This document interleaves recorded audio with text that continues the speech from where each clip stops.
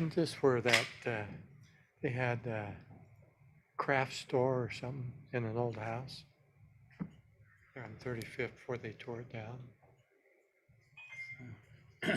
Like yarn and, They were doing it with a car dealership. well, that was later. That was later. Hey, did we have any word from anybody not coming? Okay. Now it grows weeds, Yeah. Come on out of this. as do many vacant lots.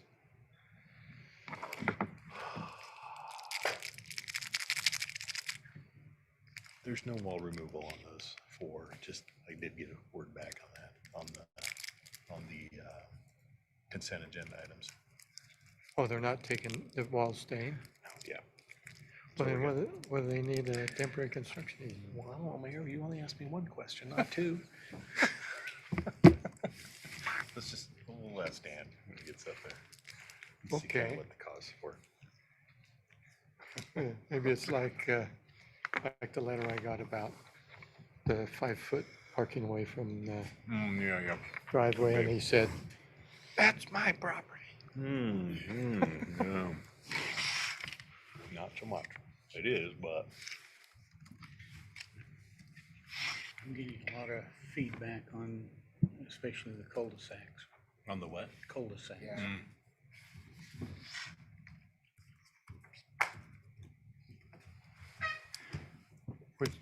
On the, 5 foot there on 47? Well, everywhere. everywhere. Oh, So we can't park. well, the cul-de-sacs are a problem anyway. Yeah. They always have been. Nobody can park there. Okay, there we are.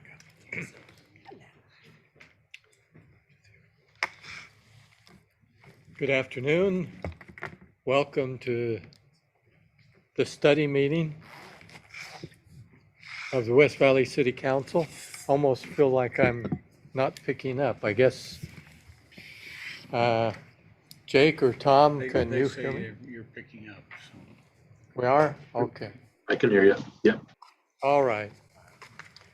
Then, and we note that we have a full quorum, either here or electronically.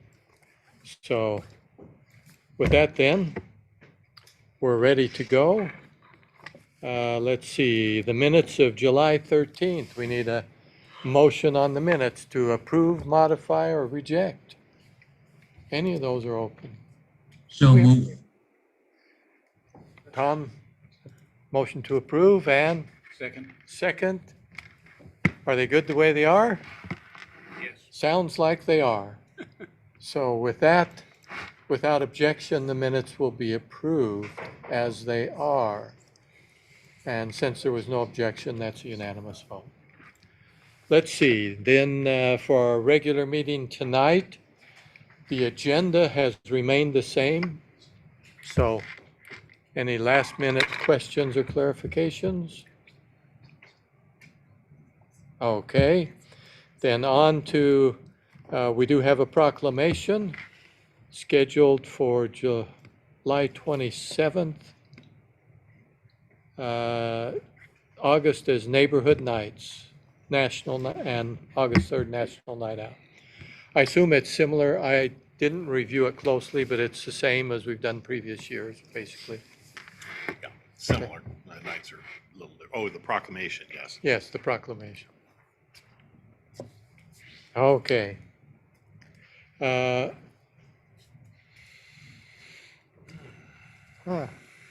Is anyone going to be there to hear that read next week specifically? And should we read it out loud? We could certainly have someone do that.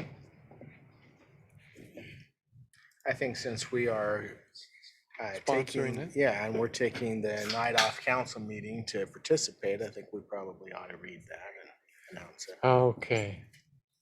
Is someone anxious to read that? Would like to have their voice go out over the TV You can and, do it if you want.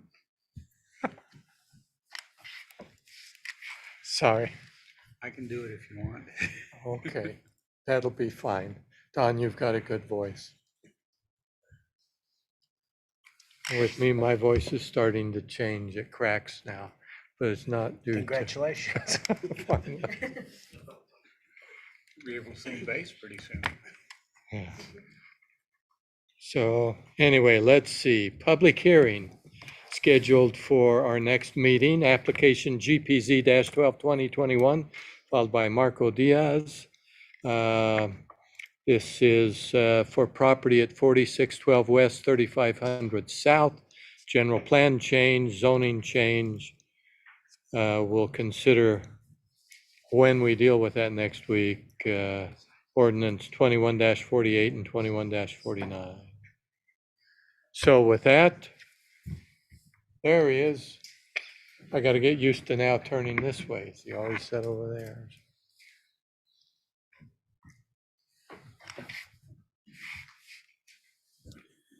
Thank you, Mayor. Just getting my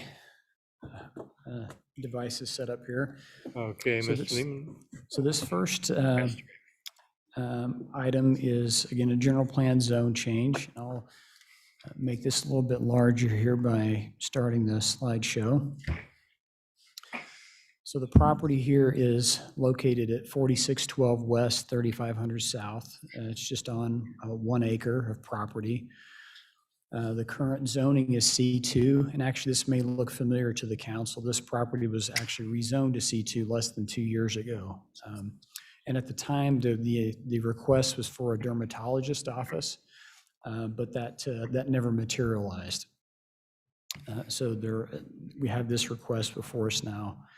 This next slide, just a little bit closer up, shows just some surrounding uses. You can see the city park is to the east. You have single-family homes on the north and west, and then businesses there on the south side of 3500 South. This next slide, we included it as a plat map just to make a point here about the size of the property. So in order to be eligible for RM zoning, a property does need to be at least 1 acre in size, which this property is. However, what's unique here is that the property actually goes out into 35th South. It's a little unusual. Normally that wouldn't happen, but in order for this property to be developed, we would require dedication, which would then make the property less than 1 acre in size. And I'll talk more about that here in a minute.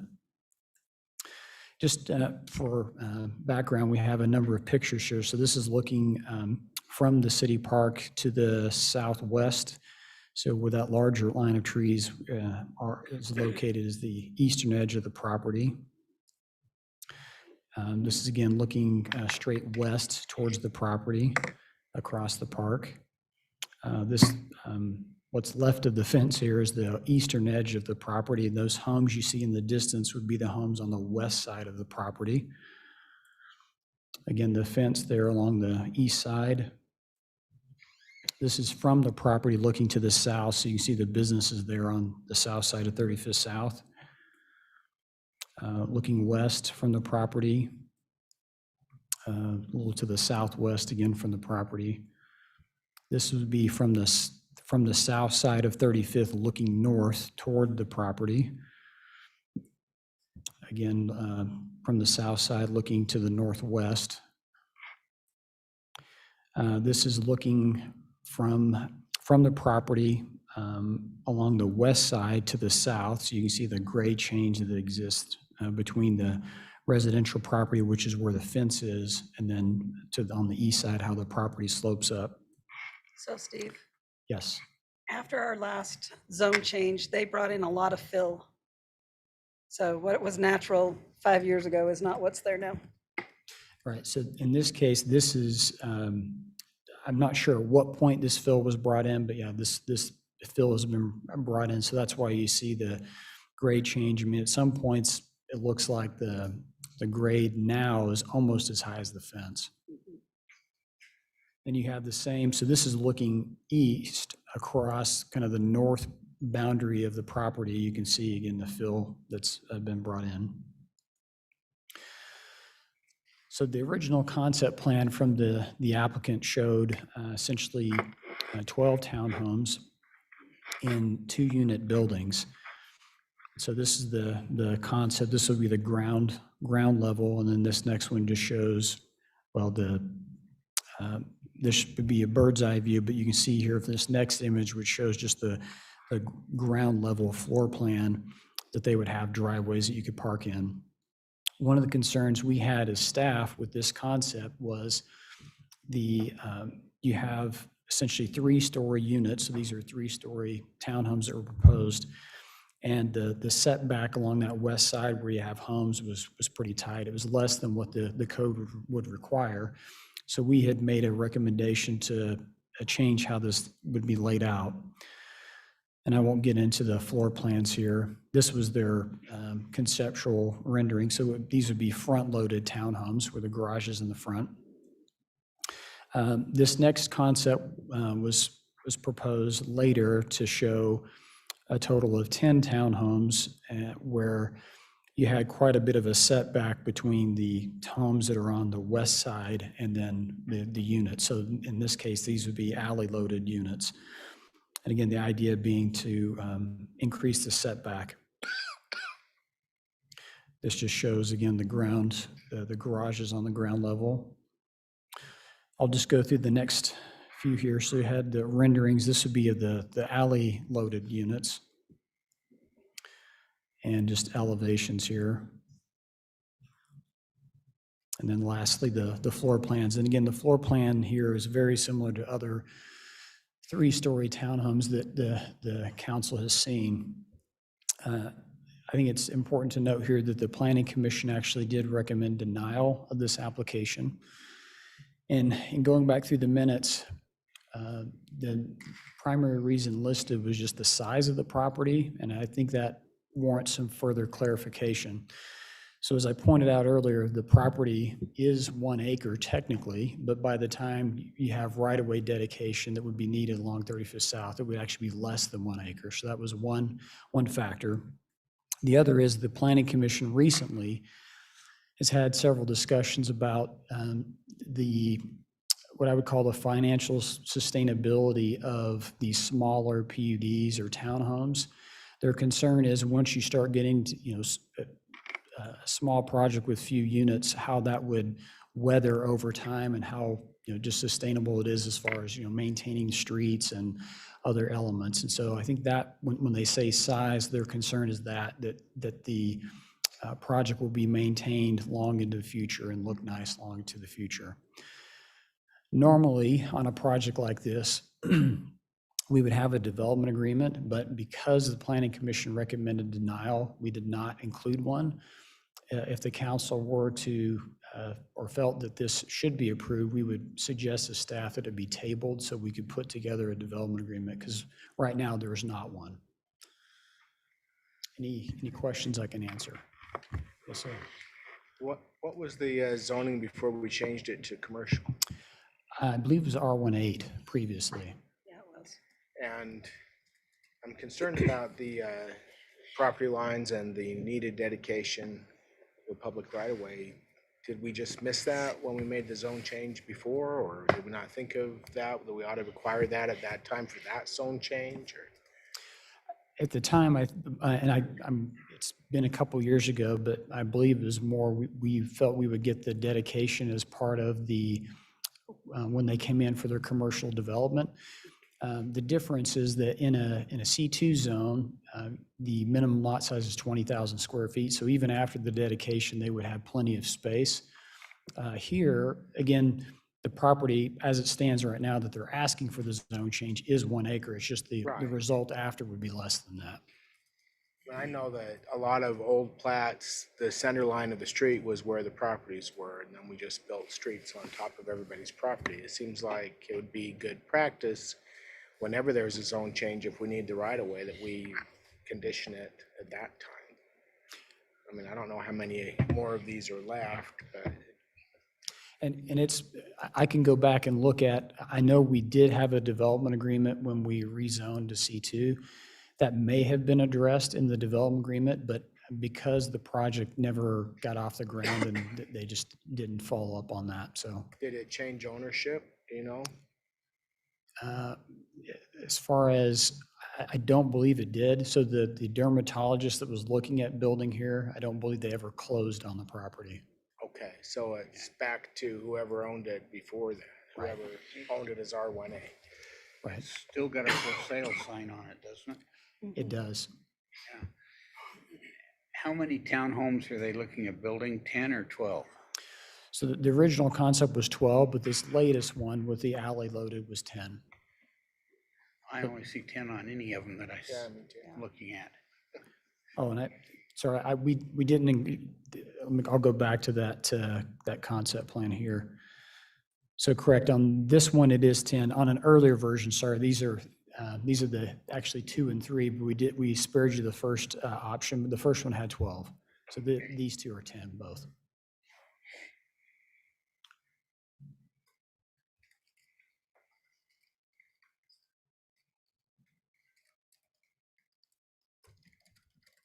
We don't have a development agreement because the planning commission denied, right?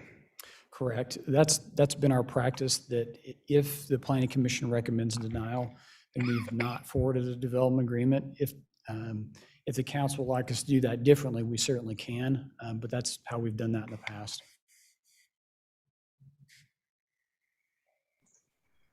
Hey, Steve, since the proposal of the dermatologist office, has there been any indication of anyone else being interested or anything else being submitted or proposed for this particular property?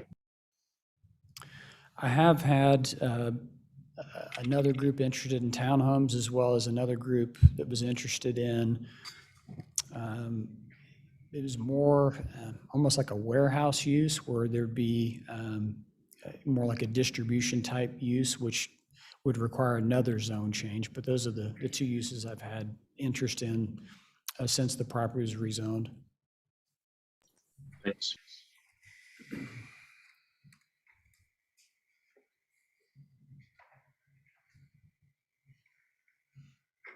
Any further questions, comments? Okay. Well, we'll probably discuss it more next meeting. So, thank you. Let's see, next on our agenda is Resolution 21-130.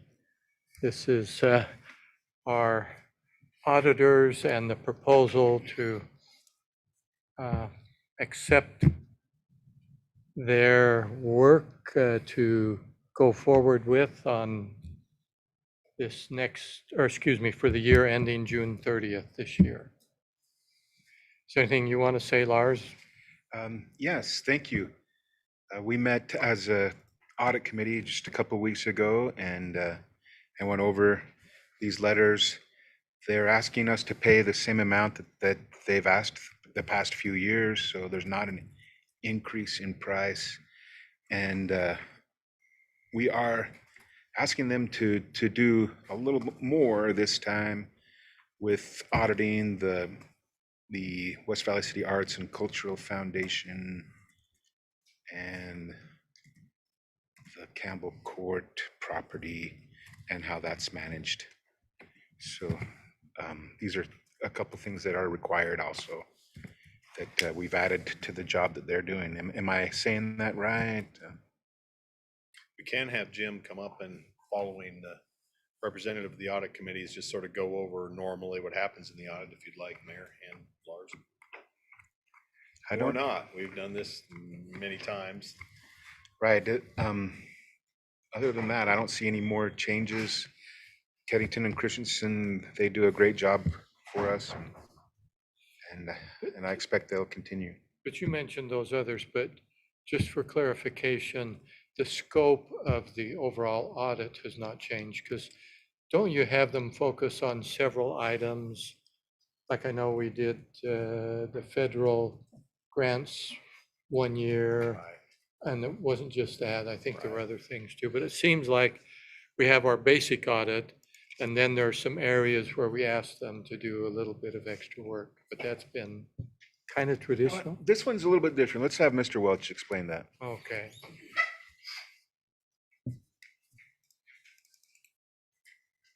I think I joined late on that meeting. Yeah, you did. Thank you. I appreciate the opportunity to kind of bring you up to speed on what's going on with the audit this year. There are a few changes on this one that we haven't had in years past, and as the city's grown and acquired new operations, it's required that we do have an audit on those operations. This last year, Mr. Nordfeld mentioned the Campbell Court. That's actually referred to as the West Valley Permanent Housing LLC, which now requires a separate audit. So that's an increase in the scope of the audit, which we'll be doing, and they will have their own report. We also have a separate report that will be prepared on the Utah Cultural Celebration Foundation. When the audit is completed with the city, which they've actually begun to do right now, some of their preliminary examinations, they go in and they ask people about fraud. They test some of our processes. That will take a number of months. We usually finish up around November. And the West Valley Permanent Housing LLC actually has a fiscal year end that ends in the end of December. So their audit will begin in January of next year. Because these three separate audits are of city operations, we were able to consider them for adoption and acceptance under our current city purchasing ordinance, just similar to what we would do with when we're buying multiple vehicles, which you'll be seeing tonight. So that's the only change there is tonight. They do a great job for us. We feel we have a good working relationship with them. And as the mayor had mentioned, they will periodically look for, they'll have different emphases each year where they'll come in and they'll look at different operations and just make sure that they're, that they're still on top of things and that we're doing the things that we should. They also get direction from the state auditor's office on priorities that they should do each year, and they're very competent in those priorities and work really well with our staff.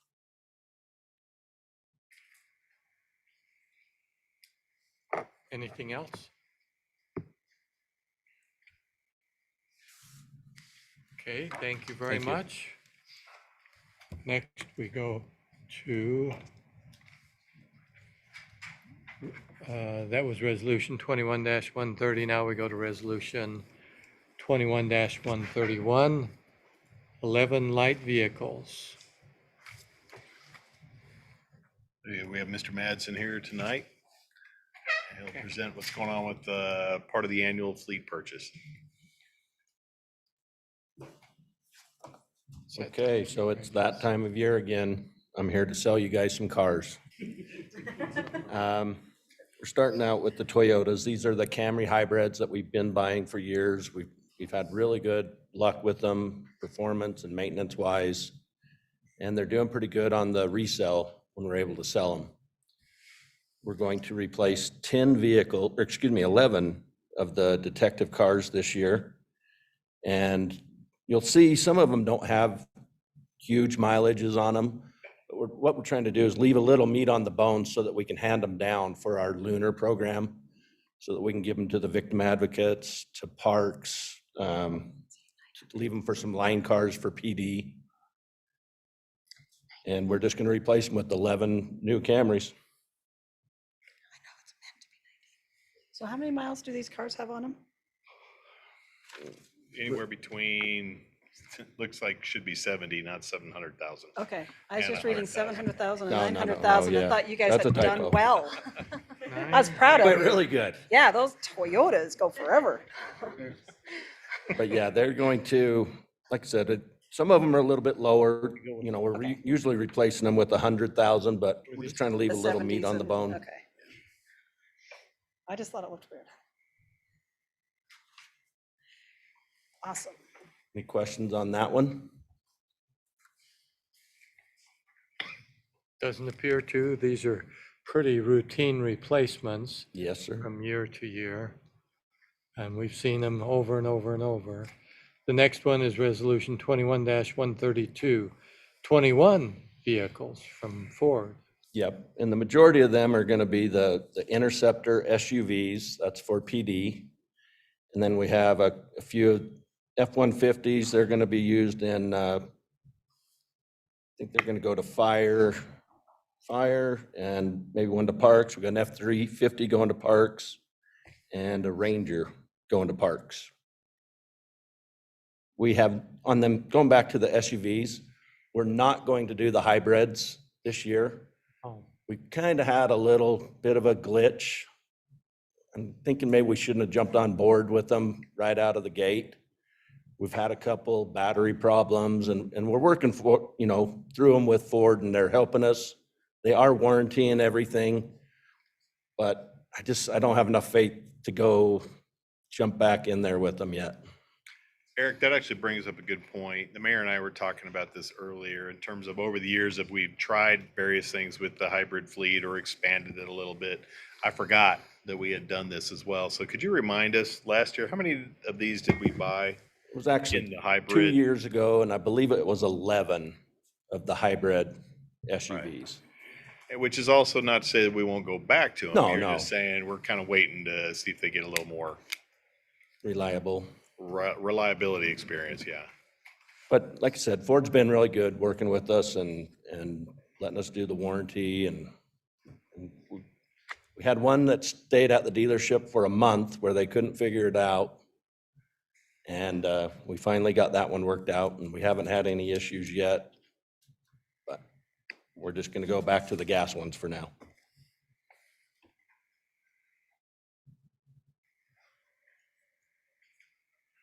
okay.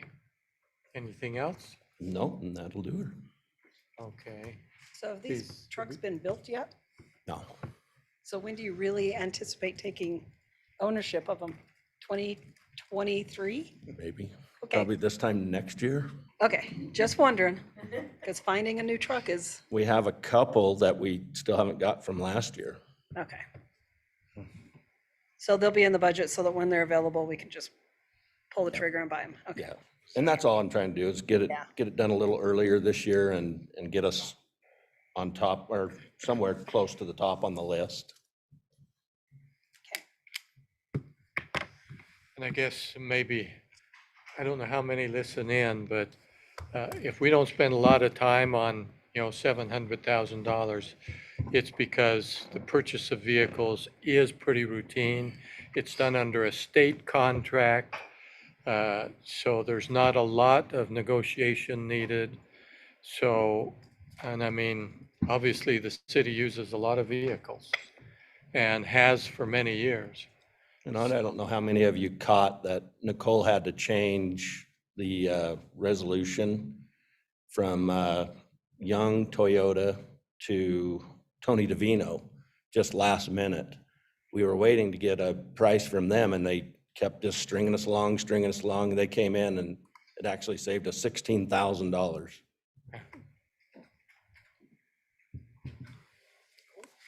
So, Anything else? thank you very much. Thank you. Then let's see. Resolution 21-133, award a contract to RC Enterprise, paving and construction for the Hawkeye Street Connection Project. It's been talked about forever and maybe it's now going to happen. We're finally ready to go, I think. So, yeah, the Hawkeye Street Connection Project, most of you know, we have a dead-end street coming from the north and from the south on Hawkeye Street, right around 36 or 3700 south. So we're finally have that design ready to go and move forward with that connection. We, as part of this project, we are going to not only do the street connection, but the resulting roadway there is going to be like a half a mile long of straight residential road. So we are going to incorporate a speed table with this project as a traffic calming device out there to try to mitigate any potential speeding on that long stretch of straight road. So that will be included in this project as well. We did open bids last week. We received 3 bids. As mentioned, the lowest bidder was RC Enterprise Paving and Construction. They are not they're not a contractor we have worked with before. Not surprising to see new contractors show up on some of these smaller jobs. We did reach out to them and get a a project list from them as well as some references, and we've contacted 3 other cities that have used them in the last year or two, and all those references seemed promising. So we feel confident in moving forward with awarding this contract to them. The bid came in at around $130,000. Our recommendation is to authorize the Public Works Department to spend up to $140,000. And know that we are working, when we get done, there will basically be a buildable lot on the west side of the road. So we are entering into a reimbursement agreement with that property owner so that we can get the utility laterals in now so that we're not coming back and cutting our brand new road. So we will be getting the laterals in there right now, and that property owner will be reimbursing the city for that work. So. When you mentioned traffic calming on there, what's the current type that you're using? Of traffic calming, so inside of this particular project, we're going to put in a concrete speed table. So we actually have a couple different traffic calming on this because of the geometry of the road. So on the south side, it's actually wider. On the north side, it's narrower. So we're actually going to have a narrowing roadway as it is. And then to highlight that, we'll be putting in a concrete speed table as well. Right now, Hawkeye Street does not have any traffic calming along the entire stretch of the road. So you're putting the speed table right where you're putting the new road? Or are you Yes, going so to it'll- offset it some? It will be on the south side of the improvement, so it's going to be Okay. combined as we narrow the roadway. We'll incorporate the speed table into that width reduction. Okay, but there'll be others on the street, or So- it's just that one? So right now, just that one. We're just because we're doing construction right there, and it's easy to incorporate it into this project. If we need to explore additional ones in the future, we can definitely do that. So. Of course, even with that, people will speed. Just Every neighborhood, every street. just lawbreakers. So this is something that I brought up a long, long time ago, and I'm happy to see it happening, but now I'm thinking, man, I hate to spend this money and have UDOT come tear it out. So when they expand the road? Right. They, But we but don't of have any course- environmental studies or anything. right, and they told us 2028. And of That's, course, I'm thinking if they did take all of those houses along there, they'd probably leave our road for the houses on the west side of the street, so I think it's still worthwhile going ahead with it for the next 7 years and Or 20. whatever remnants of a city we're left with after UDOT comes through. What's our construction timetable on this? On Hawkeye Street. Uh-huh. So they anticipate getting it done this fall. So there's not a lot of underground utility work. Some of the other problems that we have, like with Stanton Drive, there's a lot of lead time with concrete products right now with drainage pipe and boxes. And so that is prolonging the duration of those contracts. This one, there's not a lot of lead time on the items going in. So they should be able to get this wrapped up and paved before the construction season ends. And are there sidewalks, curb and gutter included in this? There is, yes. Okay. That's good for me, thanks. I can tell you the neighborhood's excited. Good, good.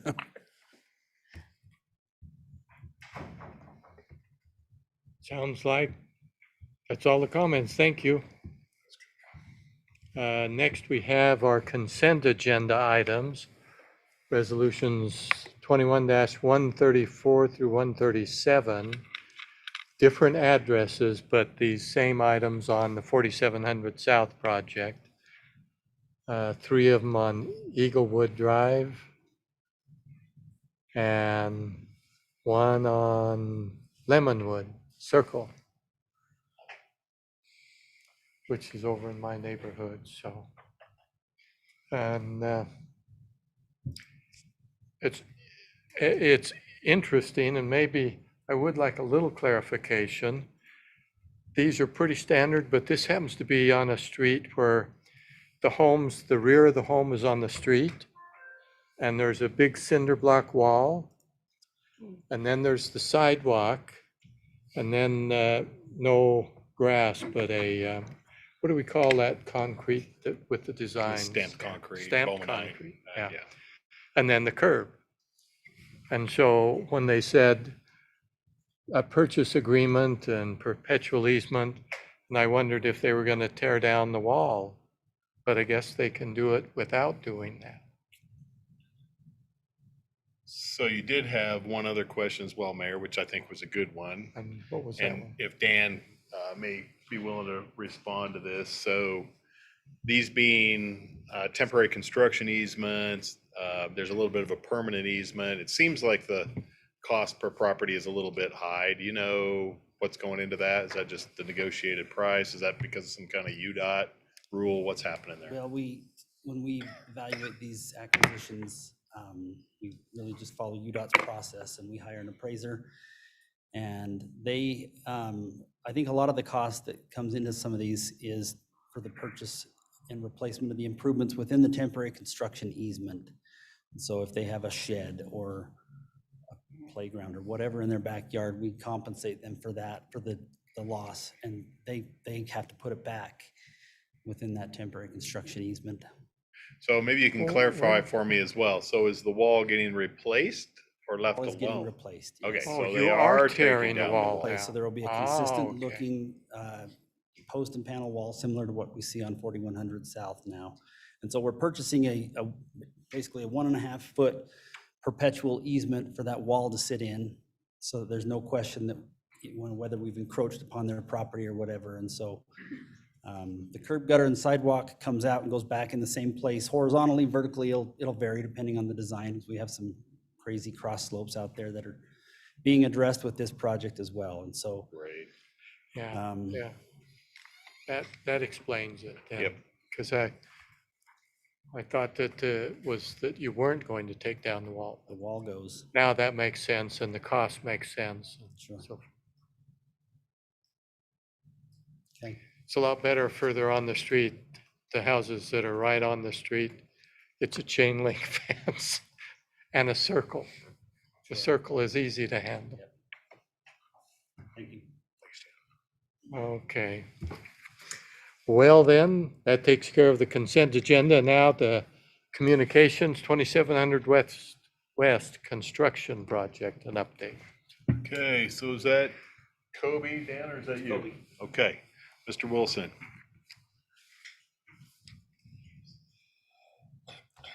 All right. So have up on the screen here just kind of a rough overview of the project limits of what we're looking at. We did not take the time to put graphics together for this presentation because probably the best visual you have is right outside of City Hall of what we just finished up with 2700 West last summer. But as you know, just by way of reminder, this is actually a UTA project. This project was part of several projects that they received money through the Tiger Grant program from a couple years back, and this was one of the projects on that list. The main scope of the UTA project was to construct a bike lane from 4700 South to 4100 South, and that required some roadway widening and some curb and gutter and a few improvements like that. They had about $1.3 million of the federal money to get that bike lane in there. As you know, the city has decided to add several betterments to this project while we're out there with the contractor, including the concrete park strip, the street trees, the street lighting, the privacy wall, several betterments to make it look similar to this section that we just completed on 2700 South, 2700 West recently. So the design on this project is done now. All the right-of-way, you've seen several easements come through over the last several months. So we have secured all the right-of-way that we need for the project as well. And we are ready to start construction on this project. The contractor is Granite Construction. This was a CMGC project, so UTA hired Granite a long time ago and included them in the design process as they went through preparing the plans and negotiating the price and so forth. So we have a pre-construction meeting next week. So we do anticipate construction to get started here within the next couple of weeks. They are going to be against a pretty tight schedule. I think it's unlikely that they will get it done this year due to the paving season ending in mid-October. If we have good weather, they might be able to. Their plan right now is to finish this project by the end of 2021. But of course, they're going to need some weather cooperation, which we seem to be having recently. But If weather cooperates, then yes, they'll finish this in 2021. Otherwise, they'll have to come back in the spring, next spring to wrap up some of the items that they need to finish. One thing I do want to highlight, though, different from the last phase of 2700 West that we did, we included a mill and fill with the last phase of 2700 West. We will not be doing that with this project. Not necessarily because we didn't want to. We proposed the idea to Taylorsville because we only own the west half of the road in this section. Taylorsville was not interested in doing that improvement at this time. And it really makes a lot of sense to do that together because typically with those mill and fills, we adjust the center line slightly to get the right cross slopes. So it makes it challenging to do that without Taylorsville cooperation on that one. So I think that's the big picture highlights, and I'm happy to answer any questions that you have on it. Go ahead. So will our betterments continue all the way to 47th South through past the driver's license property, or will they stop before the driver's license property? And then we have those new townhomes that were built there, which I think already have some sort of a wall along the street. So just like to know what to expect as a finished product there. Yep. No, that's a great question. So our betterments will technically stop north of that development that has the wall in there, but we have worked with the state, with the driving range property parcel there. The state is going to contribute money so that they can get sidewalk in along the frontage of the driving range. The park strip area in front of the driving range will not be consistent with the betterments that we're doing further north. That will happen as that parcel develops in the future, depending on what happens with the park strip there. But sidewalk will go in front of the driving range, and north of that development will be our privacy wall, street trees, street lighting, and all the other improvements that you would expect. So the sidewalk will go all the way, but as far as our betterments, they'll just go to what's been done with the new development. Correct. Gotcha. Correct. Thanks.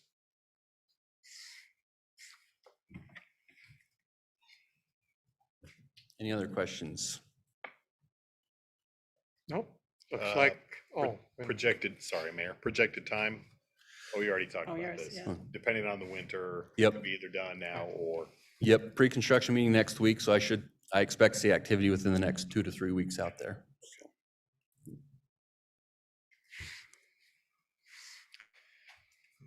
maybe a comment. I know UTA received some money for the bus routes and upgrades there.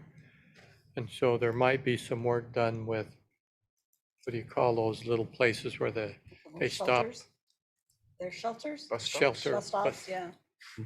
Will that won't be part of this project? That'll be added later?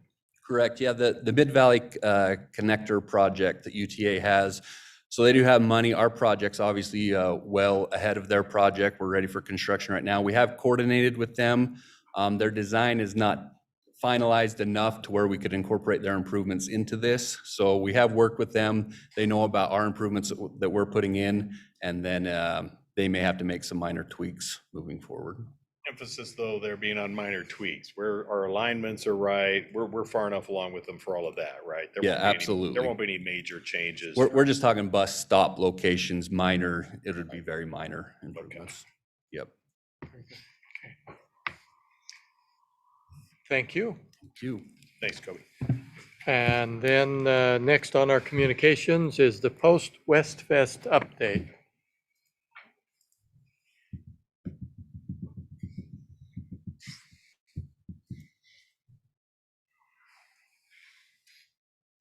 Good evening, Mayor and council members. Nancy Day, Parks and Recreation Director.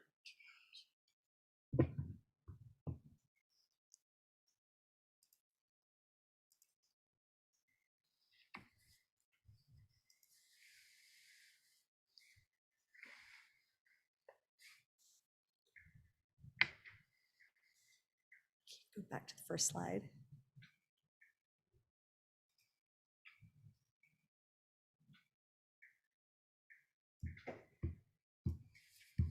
There we go. All right.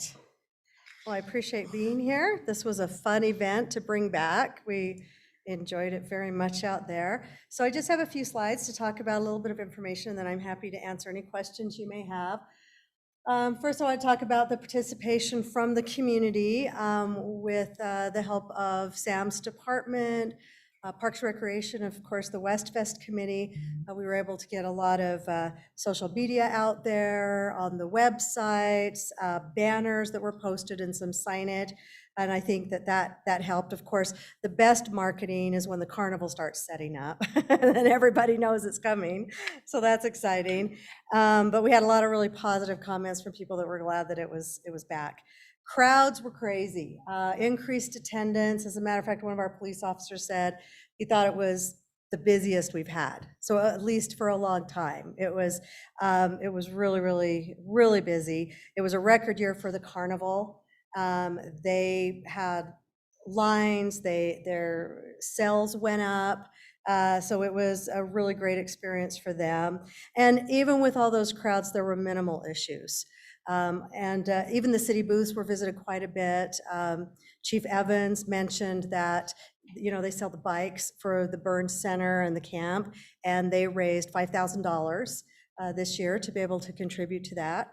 So it was really, even though it was really hot, it was still a really good experience with that. So the vendors were a little bit more of a challenge. We had 40 craft and business booths. The goal is to have 60 of that. And then there were only 9 food vendors, some food trucks, some booths, and our goal for that is 20. And I attribute part of this with the fact that there were still so many COVID protocols and restrictions placed on us. Typically, when we're reaching out and seeking vendors, we didn't know what it was going to look like. We didn't even know for sure if we were going to be able to have it. And the vendors didn't want to commit in any way until they knew. And by the time all of that cleared, we really didn't have a whole lot of time to develop that. One of the reasons why we didn't have the parade as well, same circumstance. Yes. So the goal of 80, is that based on previous years, or is that something we used to meet, or are we typical as to what we used to do? Yes, and sometimes we've run a little bit short. So with the 60 craft and business, for example, we're usually around 50, 55 on the good years, but we feel that we can house that many vendors and still keep the flow with the participants that are there and not create problems. And so we feel like if we go beyond that, then we run into space issues. And so this works the best. And one of the goals is to bring in more craft vendors. And that's a bit of a challenge. Some of those home businesses more than the businesses themselves, that show up. So we've almost made the goal before, but we've Yes. never quite been at 60 and 20 food vendors, or? We've been at the 20 food vendors. We've been able to do that. The craft and business booths, we've been close, but if we hit the 60, it's been quite a few years ago. So that's, we feel that we'll have a lot more success with that next year because we'll be able to promote, advertise, get information out. We really couldn't even update the West Fest website for a long time because we just didn't know what to expect. One thing that we did do this year, which was very successful, is the vendors wanted some sort of electronic way to be able to sign up rather than mail. And so they were able to set up Venmo, and a lot of them took advantage of that. So that was a positive change. And so we feel that that's a good trend that we'll see here. So let's talk about some of the fun stuff that's happening or that happened. So with Carnival, we had 30 rides, which is really good. A few years ago, we only had 21.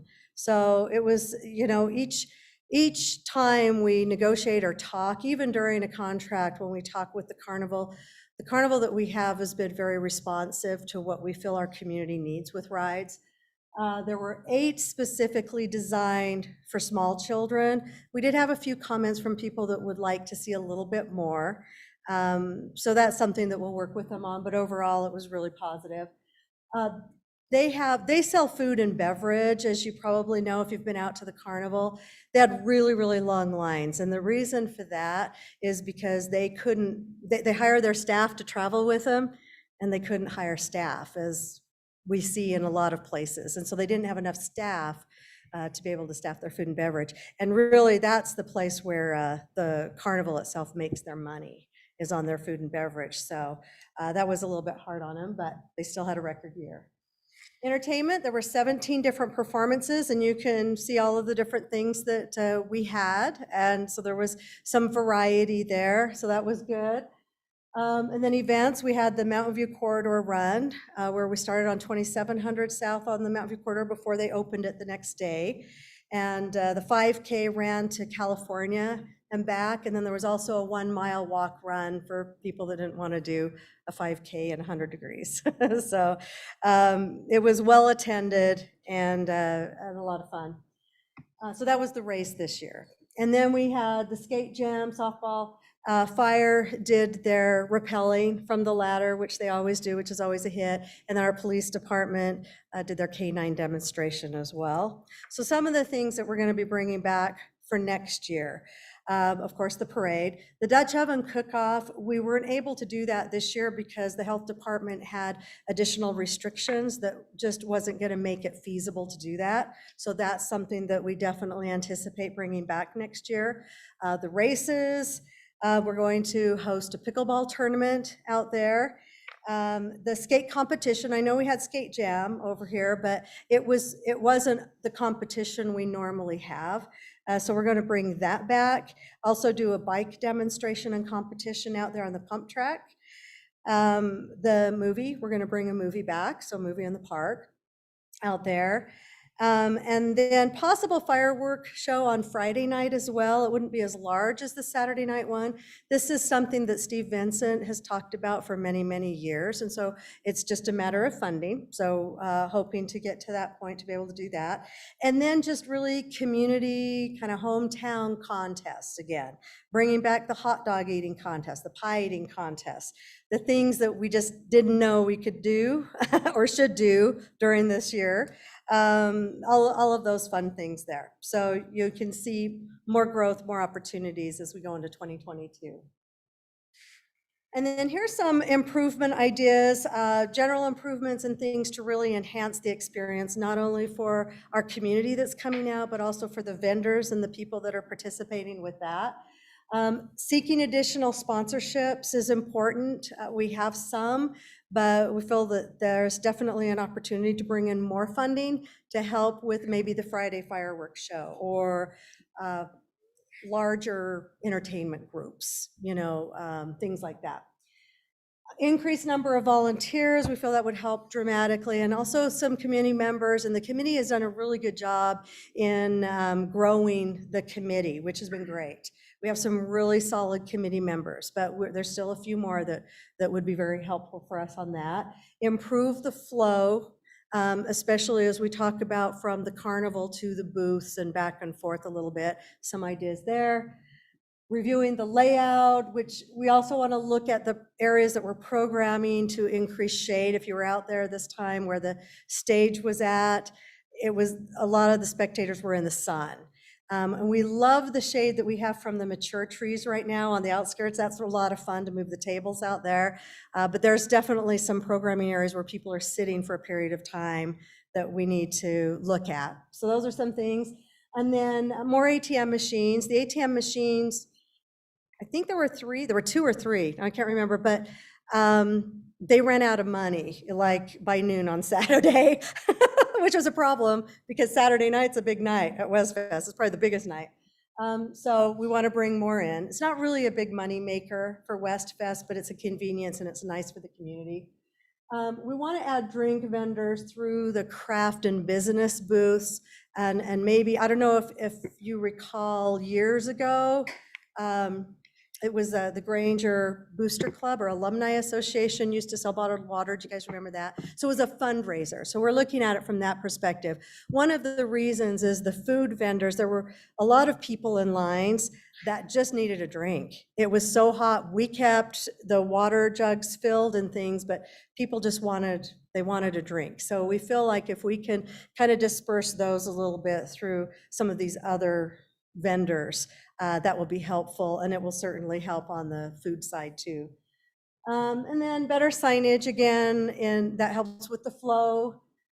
Offering things such as background music in between performances, just creating a little bit different, a little bit better environment.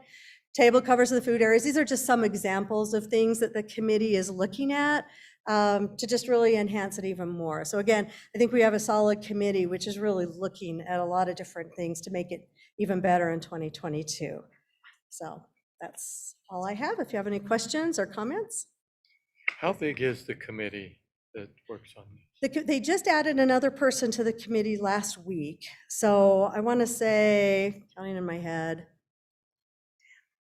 probably 8 to 10 right now. Pretty solid. And several are from the city, which is great, so that we have our communication with them as well. So. All right. Thank you. Okay. Next is the council calendar. Any questions on that?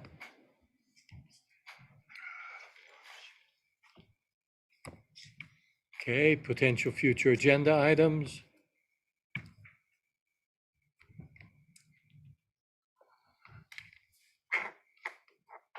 Council reports. Don. Just a quick comment, again, under Nancy's department, but my wife and I attended Footloose and the concert on Monday night, and they were both great events. Well attended. I talked to, my age is showing. Abraham Lincoln. No. At Footloose, Andrew. And he said that Footloose has done great as far as ticket sales and that are concerned right now. That people are coming back. They haven't been sold out, but they haven't been playing to 5 or 10 either. And so they were very, I did a quick estimate and it looked like 150 or so were there tonight. I was there. We are hearing really good reviews and a lot of positive comments from patrons, just like Dawn's saying. And so hopefully, obviously, that'll help us build some momentum going forward with the other plays as well. They're very excited to hear we're back in the, regular or close to regular season status. So that's been very positive. Yeah, and it was a well-presented program. Yeah. So is it just normal seating now? Yes. Yes. Okay. Side So by you can't fit side. 150 in there with normal seating, so. Yeah, side by was side hoping. and Good. row to row. And that is our first play back in that. Yeah, the last one we went to So, was yeah. very well separated, but Right. we need to get tickets to this one. And then the concert series, they had the West Valley Symphony, and it usually feels, they did bring it inside because of weather was threatening last night, and so, but it was well attended again and great event.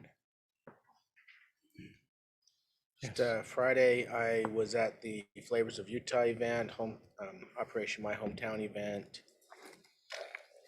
It was, very nice to have Senator Lee there commenting favorably on Operation My Hometown, as he has done on the Senate floor. And that video is available on his YouTube channel.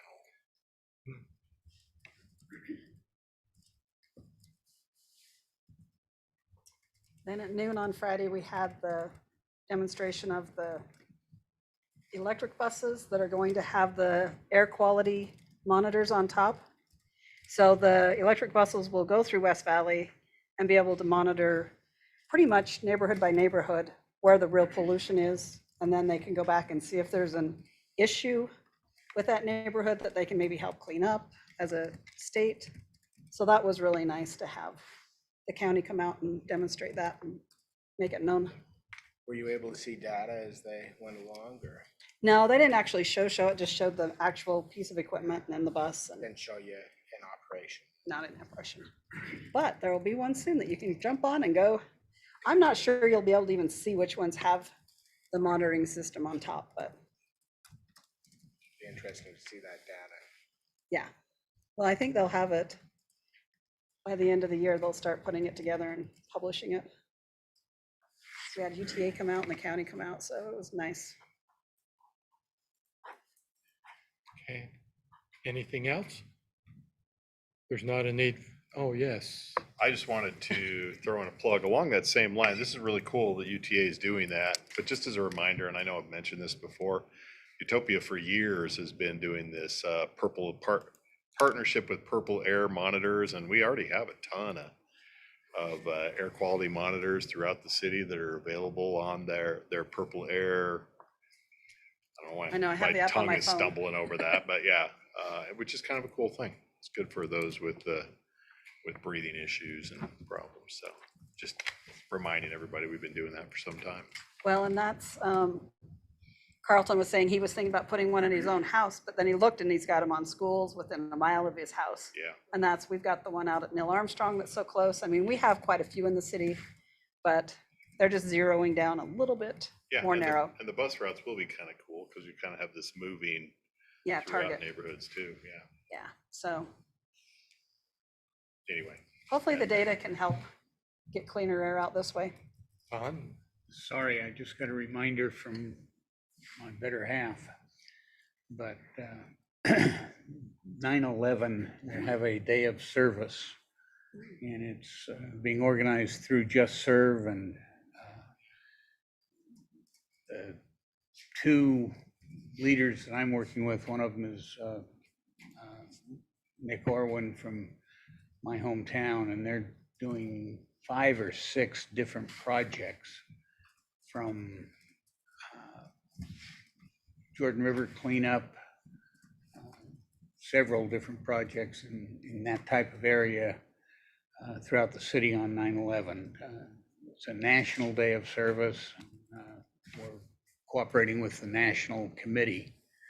So, but it'll be very active, it looks like, here in the city. So we'll keep you informed on that too. good. Is the city very much involved with that? Not so much. I mean, we do actually a lot of projects with it, but almost more from a promoting and information availability standpoint. We try to let people know that it's out there and available. As they're talking about cleaning up the river, I think, Right. you know, we might want to get the city involved with that. And just traditionally, to- that is where we've been involved. Just to help keep us out of Right. trouble. Right, yeah. Exactly. Tree plantings, clean up along the river, stuff like that.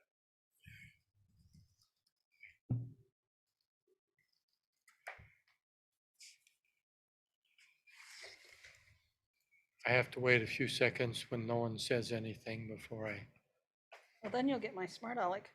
So can we make sure they don't take out all the milkweed we just put in down there? Yeah, we're supposed to be doing that. I don't Okay. remember to check that very often, but yes. Well, if they're gonna have a service cleanup, they may think Try not killing to all the tear out the milkweed is good, milkweed, yeah. yeah, We kind of yeah. wanted that for the butterflies, I'll so. see if I can get John Rock to remember to check on that for me. Okay. I mean, the butterflies will be gone by then, but you still want that base there. I can mention it to Nick too and see what's going on. Tell him to leave the milkweed alone. Yeah, please don't touch my milkweed. okay. Well, then we're done. Move to adjourn. Without objection, we will be adjourned. Well, I guess there was no objections.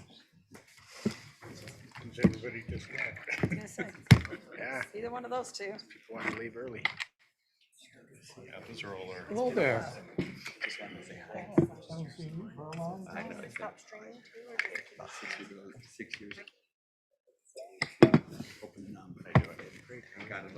Did get my messages right. Okay, good. So Don, I knew what you is were the gonna length of be the available, but I- plate? Get there at 7, done by 9, or what was it? Do you I remember? kind of, yeah. Refugees. I kind of figured you were, or you feel like I'd make a little difference. Not as divisive. Okay. By the time I thought you played and the thing in one night. The way you said it, it was in one yesterday. I'm like, how did you do that? I need to fix this. My youngest, she's 16. Okay, because I'm like, how do you do that? Kate and I will be really excited. Kate Connor and I, we can't figure out a time we can all go. Oh, okay. I should call her and get that scheduled. What does it show now? Nothing, I'm sure.